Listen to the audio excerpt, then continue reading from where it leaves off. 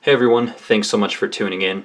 In today's video we're going to take a look at some knife making excellence. This is the Zero Tolerance 0850 or 850. It's a collaboration between, of course, Zero Tolerance Knives, Dmitry Sinkovich, and Todd Rexford. So really interesting kind of blend of makers there.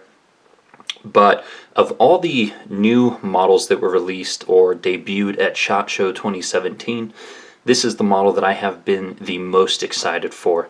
So really pumped to share it with you guys. The model, I mean, it just came out, so obviously this is right out of the box. You know, this is not 6 months of testing and evaluation and use and abuse. So, you know, just be mindful of that.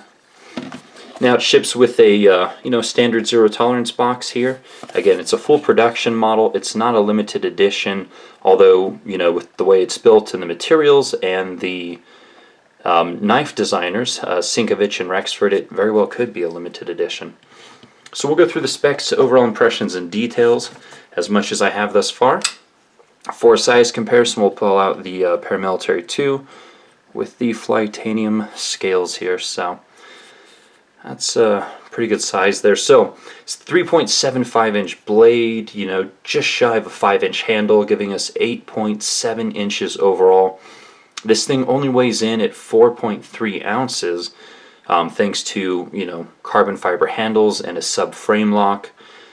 And let's see here, thickness is 0.53 inches, I believe. So let's compare it next to the Para 2 here. Fairly comparable in thickness.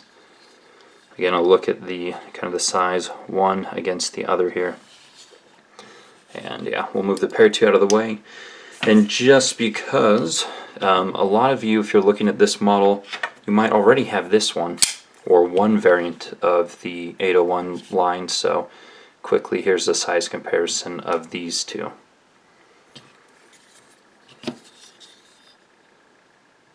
So there's the thickness.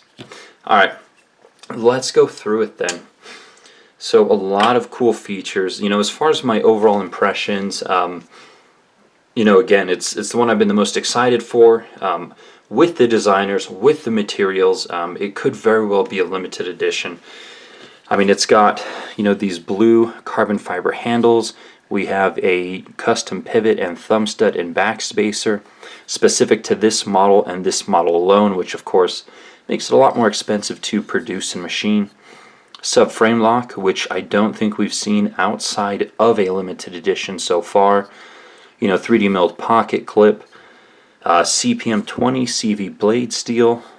Very high-end, very premium, and out of the box, this is the smoothest production knife on washers that I've ever felt. And that's an interesting detail about this one, is that it runs on phosphor bronze washers, which aside from one of the Emerson collaborations, we haven't seen in the ZT line for quite some time. So really interesting they went back to it on here, but again, incredibly smooth. I'm really impressed with the action right out of the box.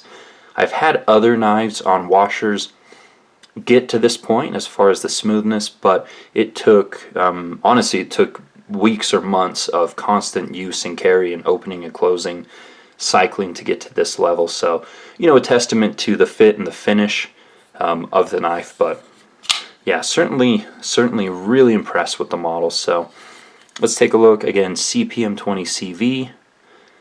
We have some vertical satins on the primary bevel, as well as the swedge up top, with stonewash on the flats. A lot of nice belly, 3.75 inch blade. I love this size. Again, I wear jeans to work, so I can carry whatever I want. Works beautifully in jeans, no problems at all. But a very useful blade shape. Now it is a high height flat grind, so comes down to a pretty thin edge. Not quite as thin as like the Paramilitary 2 here, which I dropped on the floor and I'm not going to pick up, but take my word for it, it's pretty close.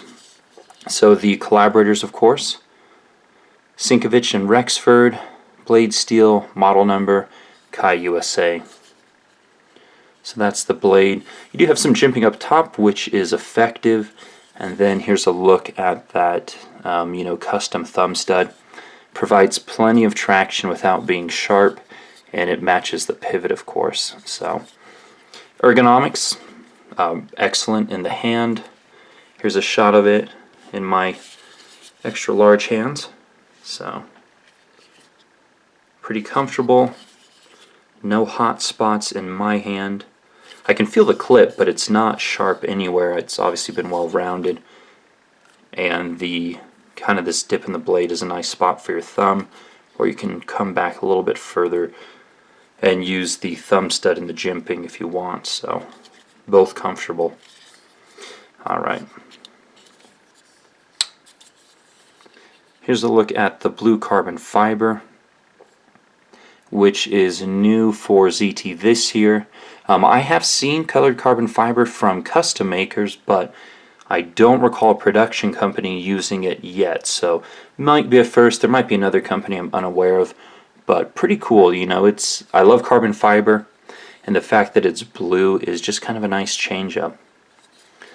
I don't see any voids off the top, although in high def it might pick up some that I'm missing. Nice tight pattern. Actually has a nice grippy texture to it. It's a little, if you guys have tried different carbon fiber, this one's a little bit kind of a softer feel and grippy. So if you have a lot of experience with different types of carbon fiber, you'll know the feel right off the bat. If you don't, then hopefully you can handle one of these at some point. Alright, 3 screws attaching the back to the back spacer here. So, and we do have a subframe lock, and again, I can't recall any model that ZT has done with their patented frame lock. You can see the patent number right there, outside of a limited edition. So really cool to see it on a full production. Has a stainless steel lock insert, of course, and has some nice chamfering here on both sides of the frame so that you can easily access the lock bar. No sharp edges. And the lock bar is slightly raised as compared to the carbon fiber side here, so makes accessing it again easier, comfortable. Centering is perfect. Lockup is perfect. No wiggle whatsoever. Probably 20-30% on the lockup there.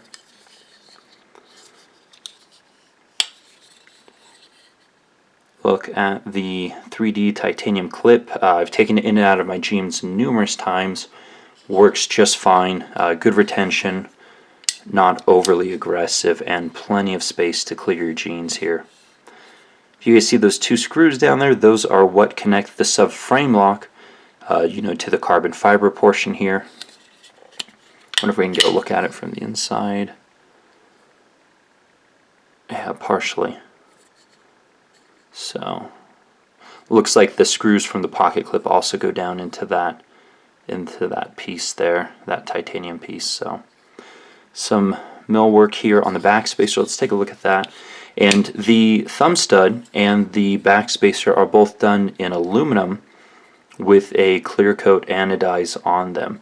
Pocket clip's titanium, as I've already mentioned, but a lot of machine work on this back spacer. Really cool. Obviously the aluminum is less expensive to machine than titanium. Doesn't wear down the machines as quickly, and it's lighter weight than titanium, so it keeps this pretty nice. Balance is right at the finger choil. Let me see if I can show that here without dropping on myself. Well, hard to do under the camera. Anyhow, it's right at the front of the choil here. Take my word for it, right about here is the balance point. So, yeah, this is the ZT0850, and just kind of a quick look at it. So, really impressed with it. Again, I'm happy to see him go back to washers, because so many people request a knife on washers, and a lot of people request a lightweight large knife. Hell, a lot of people request a lightweight small knife. I mean, there are requests for every combination possible. I think this is an excellent one to get a full-size knife on washers, super smooth, that's still really lightweight, and has really nice ergonomics and carries pretty well. So as far as the carry height, you have about that much sticking up out of your pocket, and that's about as deep as I like to go. And then the screws here help to aid with extraction a little bit. So anyways, beautiful piece. The one I've been most excited for, really impressed. Two powerhouses, you know, behind the design, Sinkovich and Rexford. And what's really interesting is so this is they did a custom collaboration, Todd Rexford to Mitsuru Sinkovich. They only made 2 of this model in the full custom that they did. To who they went or how much they went for, or where they are now, I honestly have no idea, but I can promise you guys that it's not a knife that I could have afforded. And so when companies, you know, get with these designers and these custom makers and they do these projects, I love seeing them do production runs of knives that are quite literally unattainable for me, and I think for pretty much just about anyone watching this. So that's another reason that I really like this design.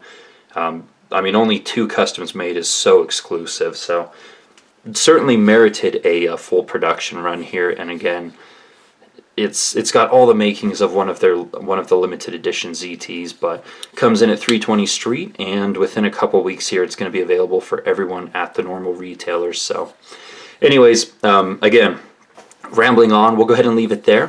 Thanks so much for watching, guys. Hopefully you enjoyed taking a look at this new release with me, and if you want to, you can always follow me on Instagram for more daily content. More videos to come. See you soon.